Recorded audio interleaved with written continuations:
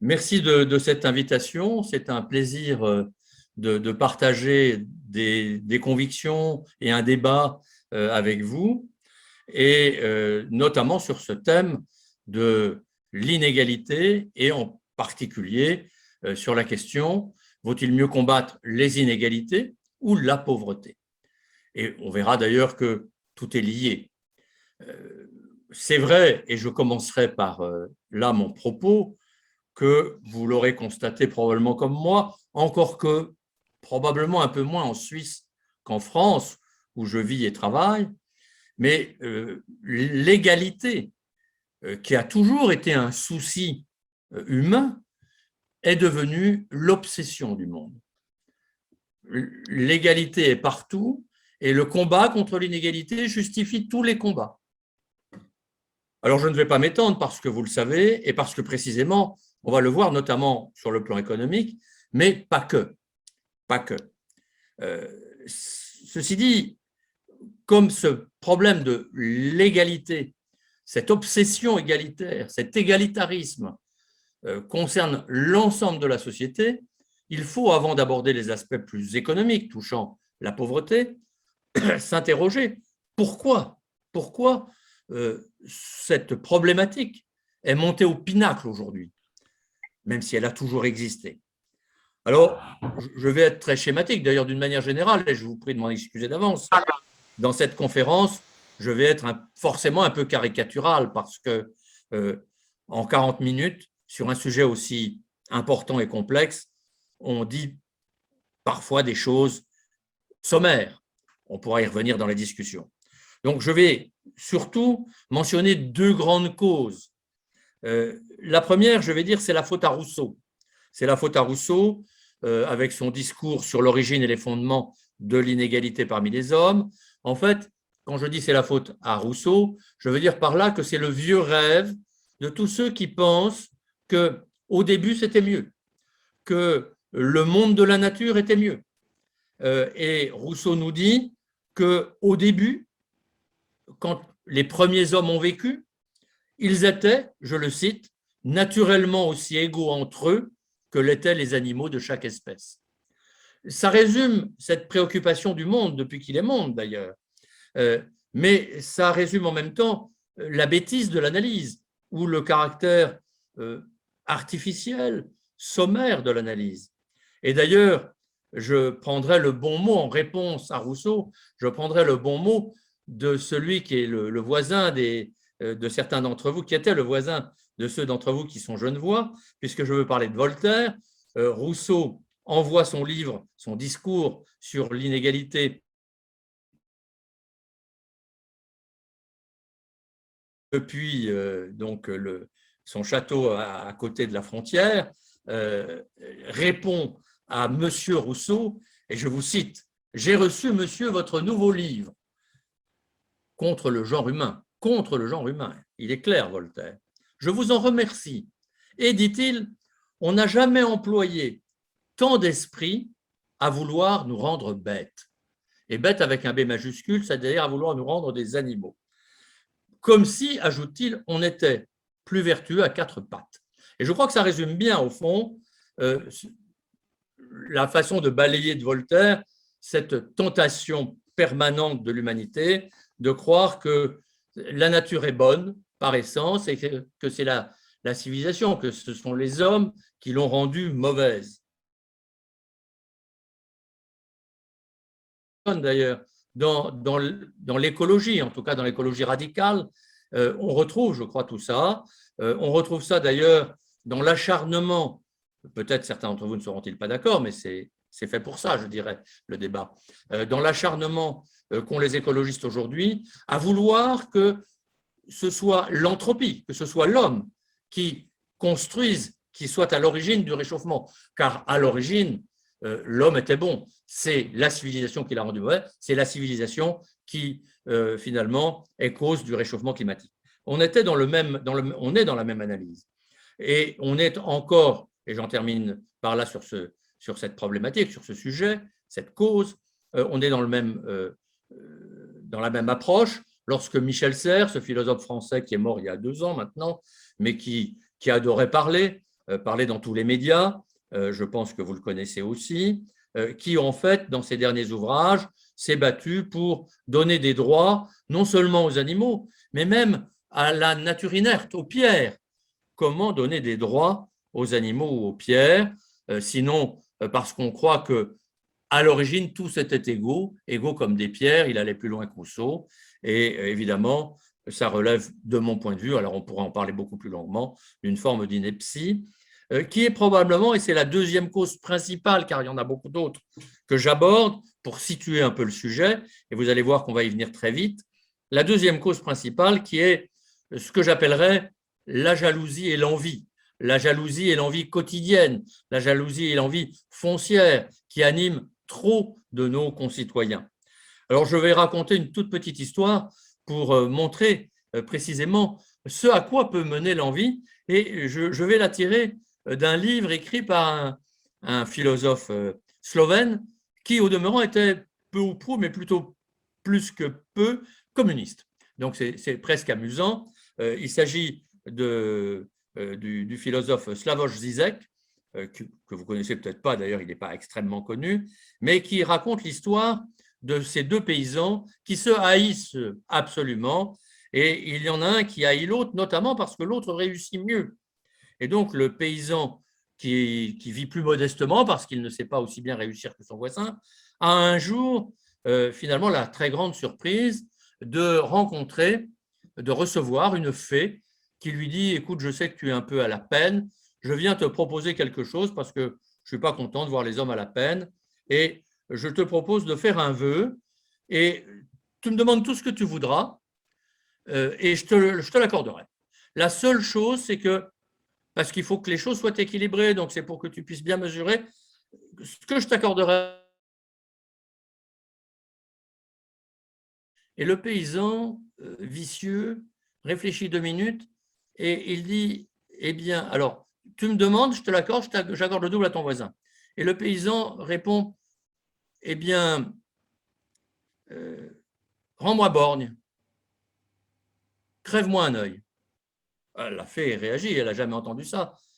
Et elle lui dit « Mais pourquoi ?»« Parce que comme ça, mon voisin sera aveugle. » Alors voilà la jalousie ordinaire, si je puis dire, en quelque sorte. Et si je prends cet exemple,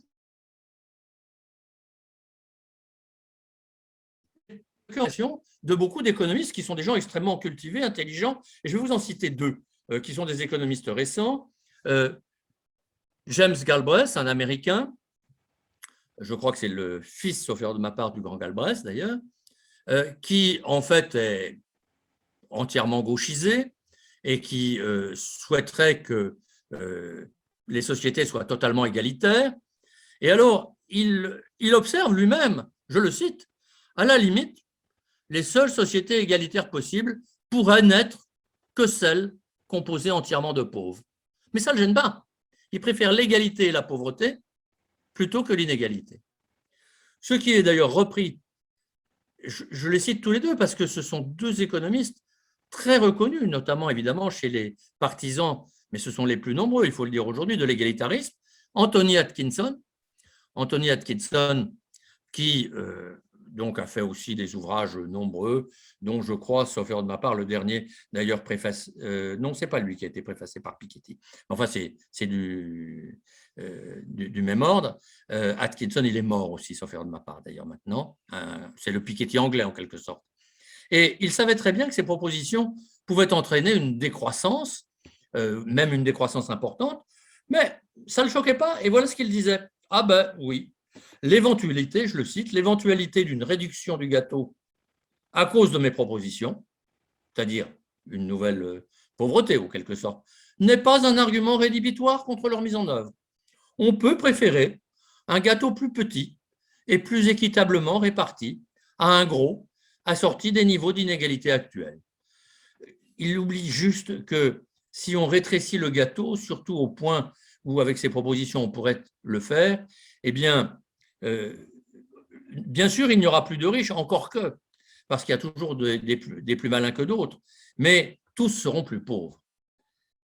Alors, face à cette difficulté, qu'ils reconnaissent eux-mêmes, je viens de les citer, ces économistes vont s'en remettre à la magie scientifique, si je puis dire, j'emploie intentionnellement ces deux termes opposés.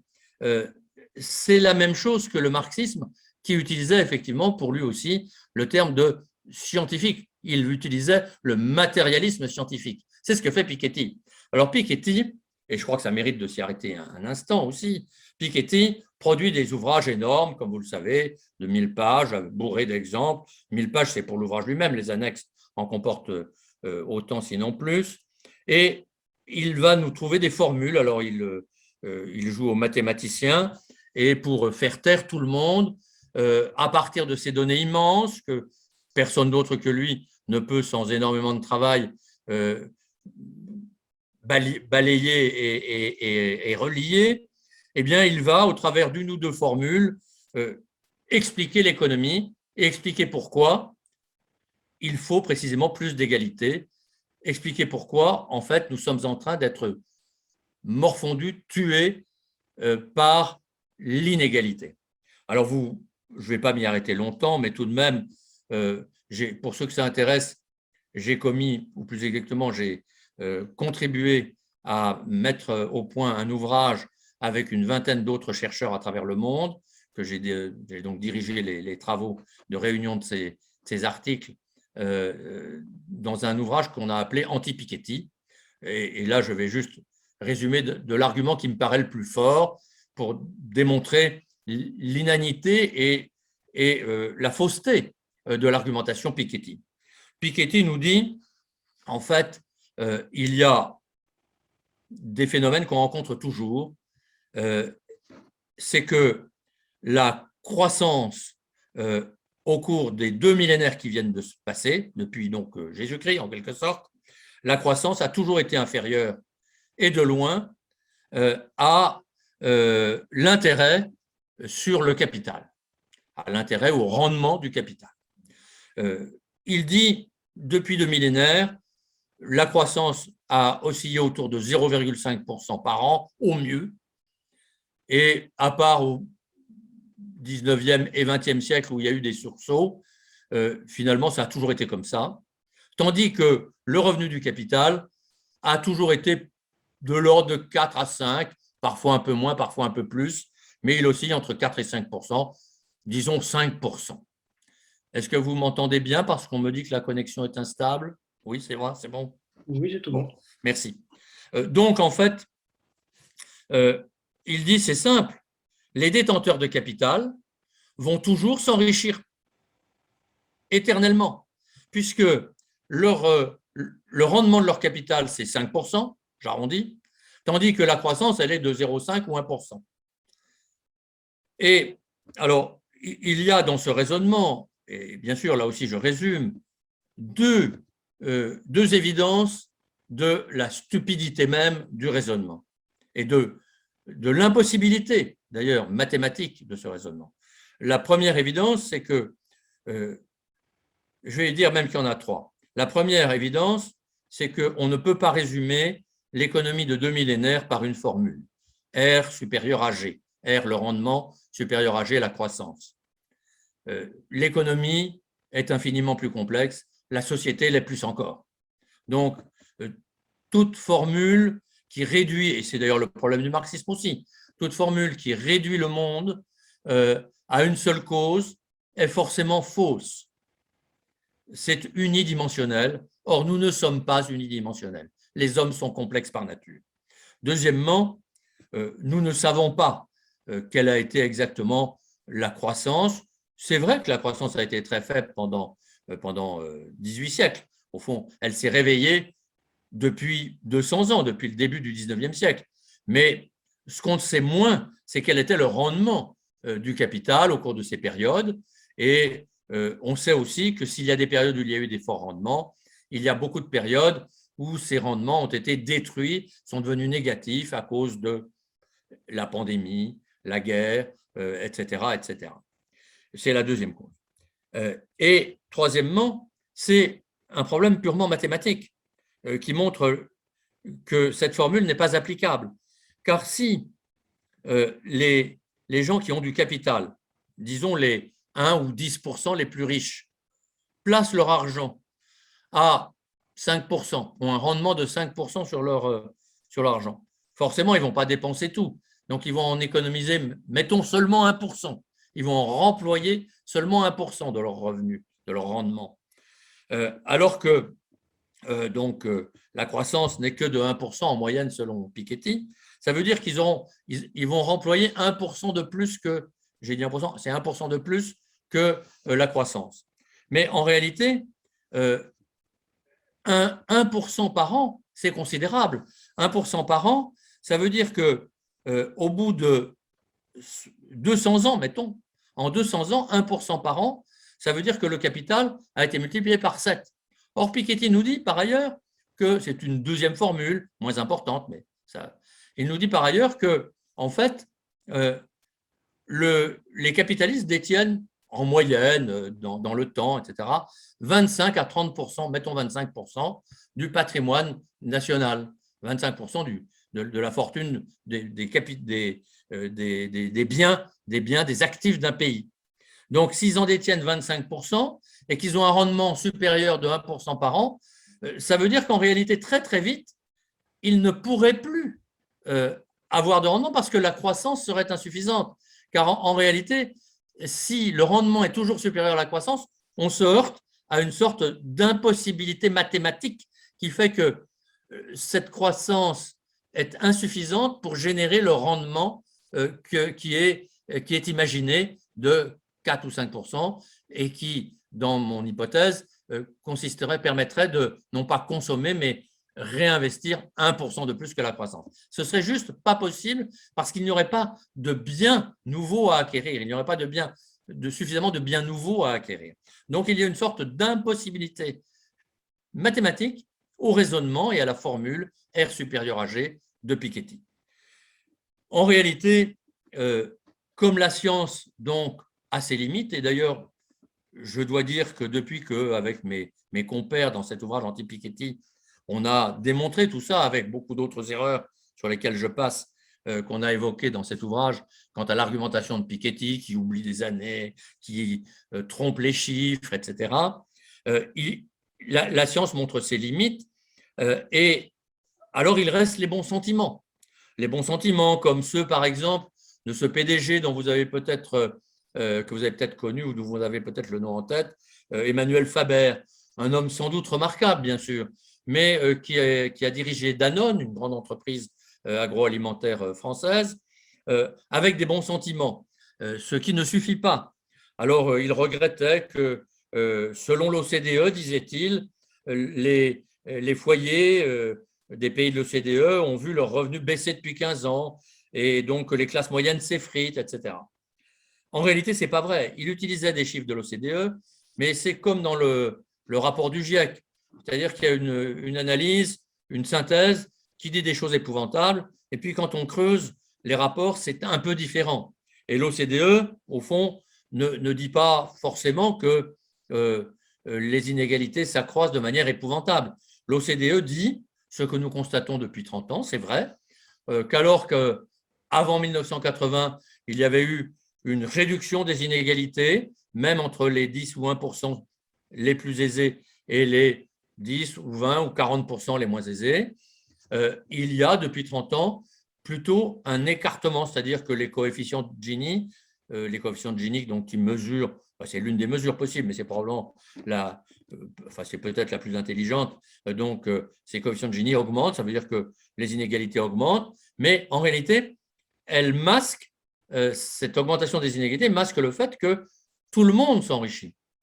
Tout le monde s'enrichit, et d'ailleurs l'OCDE dit bien, je cite ces rapports, alors on pourrait en citer beaucoup, tous les ans il y a des rapports de l'OCDE sur ces questions, je cite là le rapport 2019, il y a toujours 1 ou 2 ans d'écart, hein, bien sûr, dans la production de ces rapports, donc je cite 2019 parce que c'est avant la crise, et il dit, dans l'ensemble, depuis 30 ans, les revenus médians, je le cite, ont progressé. Alors, il ajoute, ces revenus donc, ont progressé un tiers de moins, les revenus médians ont progressé un tiers de moins que le revenu moyen des 10% les plus riches, mais ça veut dire que les 10% les plus riches ont progressé donc un peu plus que le revenu médian, mais le revenu médian a progressé et l'OCDE rajoute d'ailleurs que tous les revenus ont augmenté sensiblement, que ce soit le revenu médian, celui des 10% les plus pauvres ou celui des 30% les plus modestes, même si le revenu des plus riches a souvent cru plus encore. Donc, en fait, il y a bien eu, au cours de ces 30 dernières années, alors je ne vous montre pas les courbes, on n'a pas le temps, mais beaucoup finalement d'augmentation de la richesse pour tous. Il est vrai que l'écart s'est creusé particulièrement avec le 1%. Les chiffres sont évidents dans tous les pays d'ailleurs, de l'OCDE en tout cas.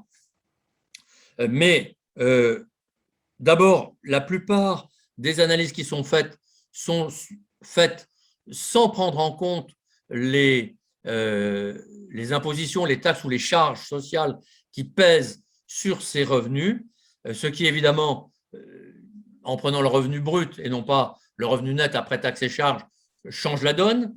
Mais surtout, je dirais qu'il y a deux choses qu'il faut prendre en compte. Il y a effectivement dans l'histoire des revenus des hauts et des bas, selon les périodes, et c'est normal.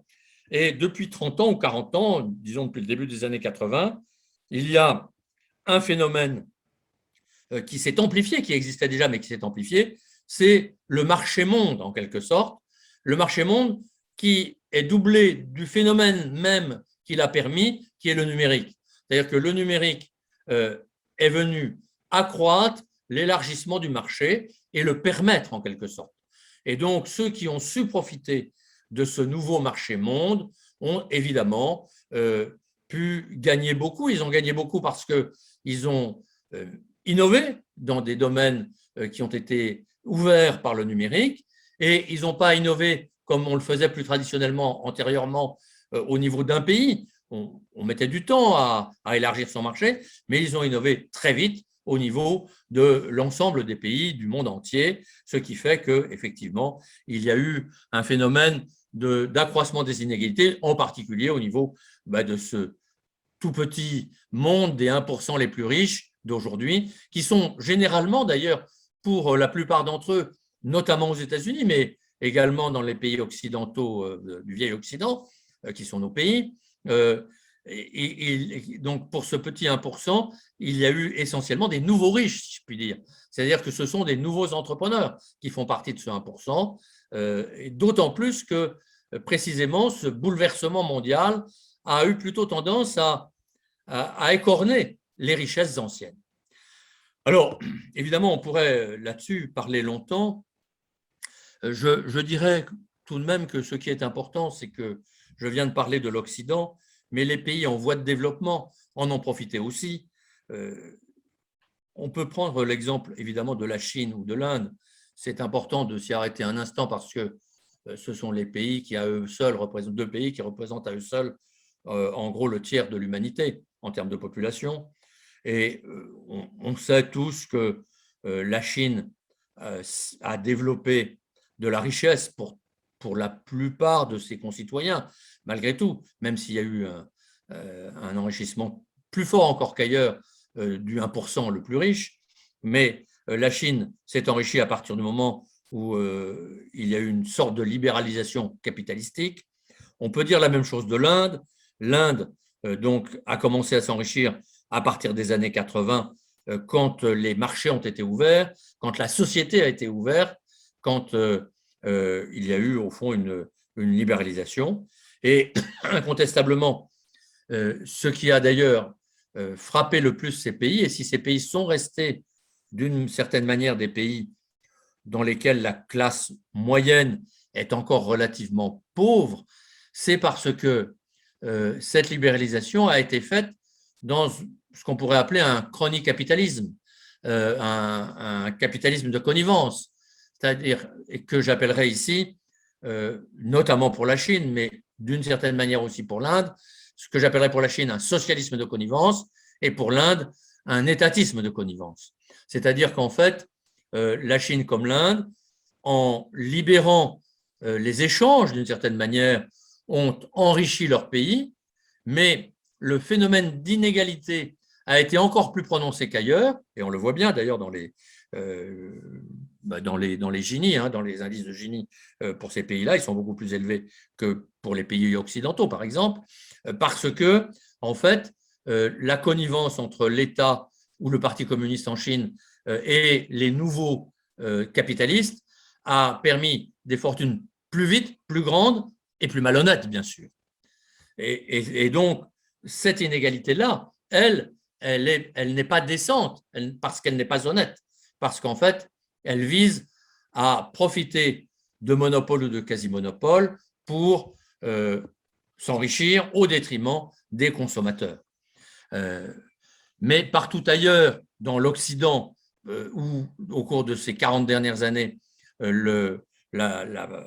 l'enrichissement a été aussi réel, c'est en fait un enrichissement au profit de tous qui s'est passé. Alors, je vais donner quelques chiffres. En Angleterre, par exemple, les 2 périodes de libéralisation les plus importantes depuis 40 ans, qui ont été évidemment la décennie Thatcher d'abord, et puis ensuite le gouvernement Cameron, pendant ces 2 périodes, eh bien, les revenus médians ont beaucoup augmenté. Sur la période 2007-2016, on va prendre cet exemple, donc la période Cameron, les revenus médians ont augmenté de 3,7%, mais ceux du décile inférieur ont augmenté alors de 7,7%, tandis que ceux du décile supérieur ont stagné pratiquement.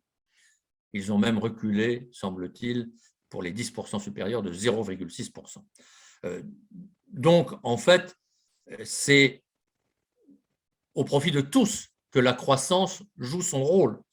C'est la croissance, d'ailleurs, c'est la croissance qui a permis, en fait, de réduire la grande pauvreté du monde. On sait qu'au début des années 80 ou à la fin des années 70, en gros, il y a 40% de la population qui vit dans la très grande pauvreté, qui est mesurée comme la population qui dispose de moins de 1 dollar par jour par personne pour vivre. 40% de la population en 80. En 2019, avant le Covid, en 2019, on est à 8,5 ou 9%. Pour une population qui a dû s'augmenter de presque 25%, plus d'un quart même. Donc, en fait, le nombre de très grands pauvres a baissé considérablement. Pourquoi ? Pourquoi ? Simplement parce que, en fait, il y a eu liberté des échanges. Et là, d'ailleurs, je vais citer Angus Deaton. Angus Deaton, qui est, vous savez, le professeur d'économie américain, qui a eu le prix Nobel, enfin le pseudo-prix Nobel d'économie, puisqu'il n'y a pas de prix Nobel stricto sensu d'économie, il y a 4 ou 5 ans, je ne me souviens plus, et qui a beaucoup analysé la croissance dans les pays en voie de développement, ou il faut le dire, sous-développés. Et donc, il constate que, en fait,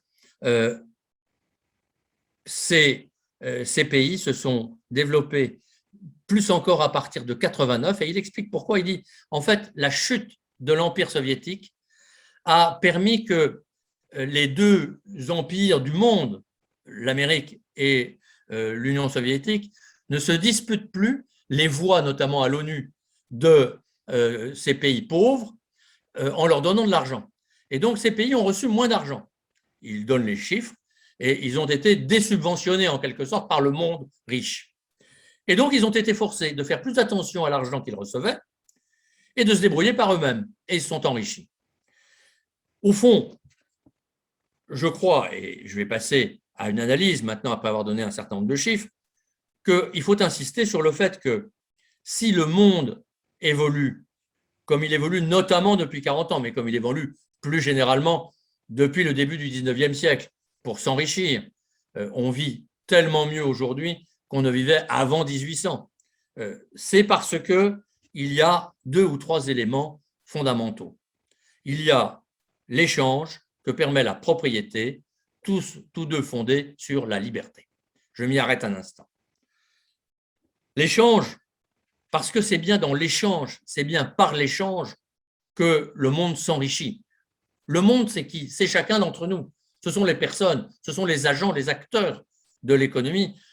Et l'échange, c'est ce qui permet, alors, puisque je parle probablement à beaucoup d'entre vous qui sont suisses et de langue française, donc je vais prendre l'exemple de la montre.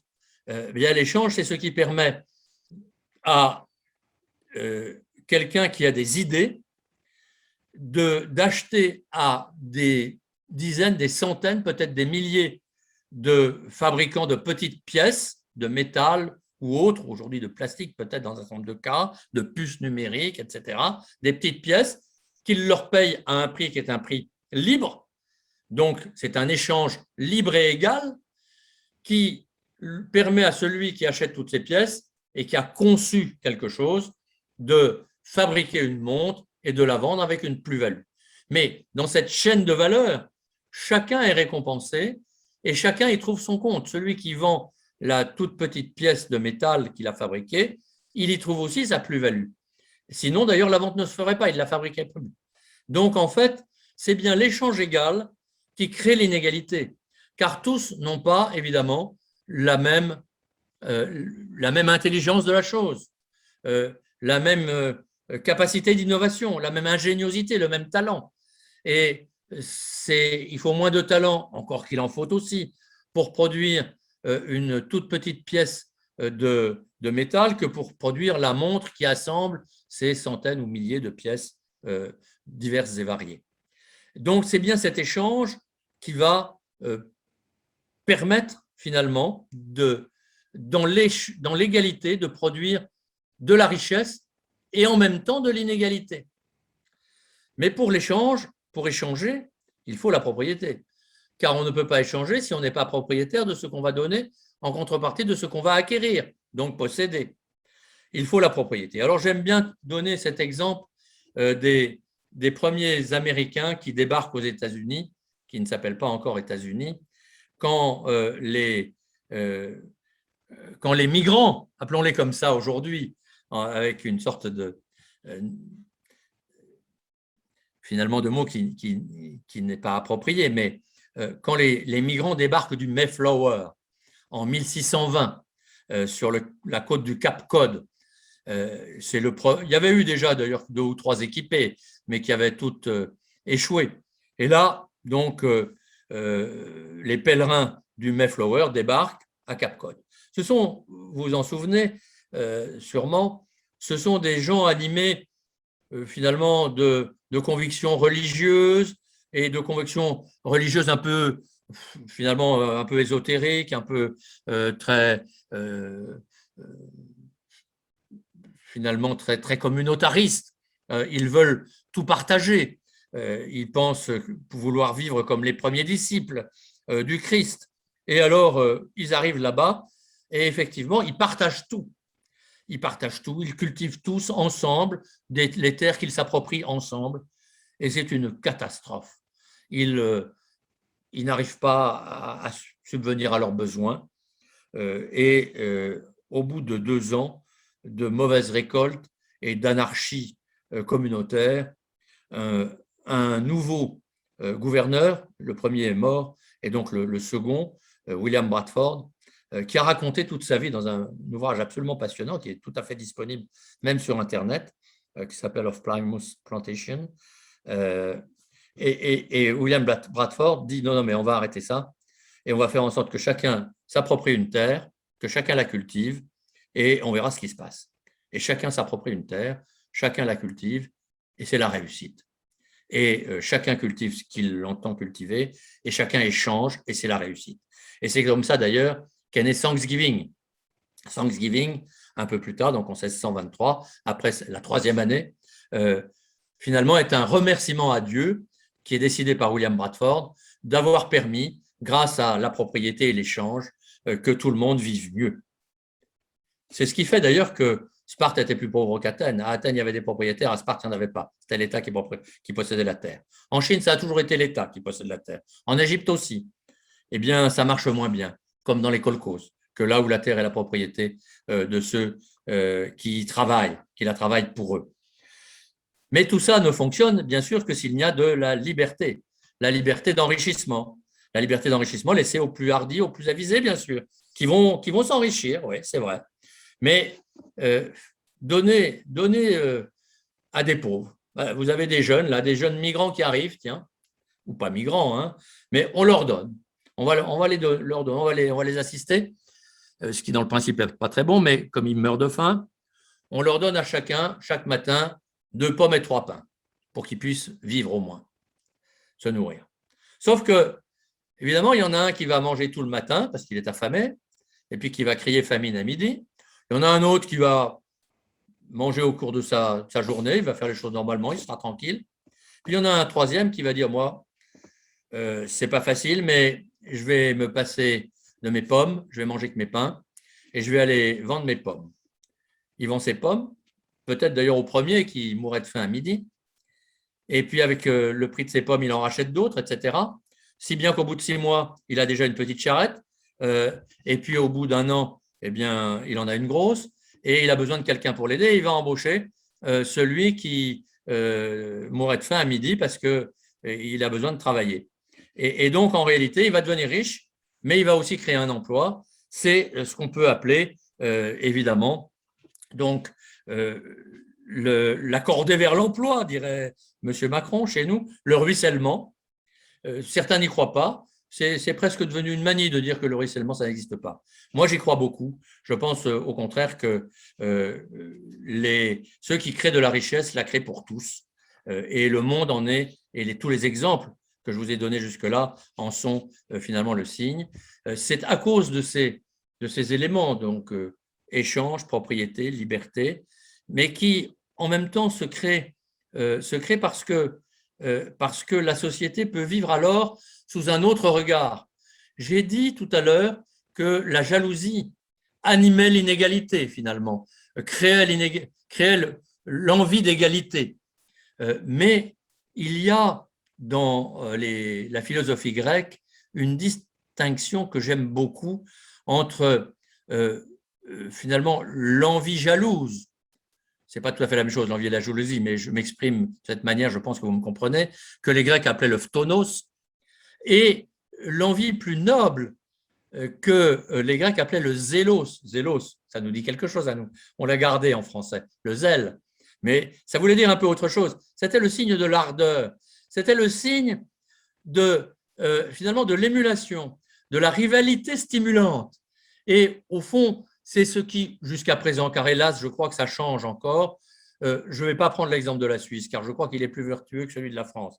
Mais la différence entre les Français et les Américains, c'est que dans le regard sur l'autre, dans le regard sur le riche, le pauvre chez les Français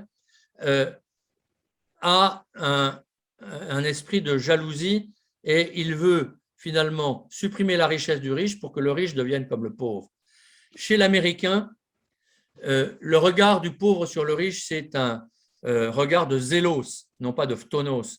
C'est le regard de celui qui se dit « j'ai envie d'être comme le riche » et qui va trouver les solutions en travaillant, en innovant, en exerçant un talent quel qu'il soit, car ce n'est pas seulement le travail, mais c'est l'intelligence du travail plutôt qui permet d'enrichir et qui va permettre effectivement de s'enrichir.